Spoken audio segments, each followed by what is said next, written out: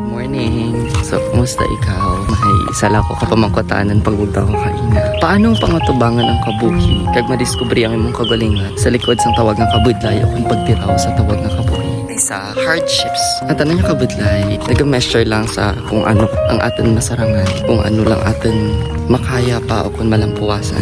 Ang pagtiraw nag-abot sa tawag ng kabuhi to mark a lesson sa atin niya kaugalingan and to mark a lesson sa tanan niya tao nagapalibot kinatan. It is not a measurement kung ano kita kahina. It is a measurement kung ano kita kabakod sa tawag ng kabudlay o kung pagtiraw ka tawag ng kabuhi. Pero may lang isipan nga nag-aabot ay para magparapit pag ikaw sa mahal ng Diyos, para mag-ampo pag ikaw ka na, kag para kilalanan ta na nga labaw sa kay sinuman. Ang Diyos lang day willing mag-intindi ka pamati ka natin. Kung kay sa abi, kung may healing intervention kita or may connection kita sa mahal na Diyos, kapos lang tanan. Kag sang time nga ginaisip mo ang tanan yung kabudlay ka sa kabuhi mo. Pag mo na talapang tanya na lang puwasan mo. Kaya man nagasari ka na, kag nagasari ka sa mahal na Diyos.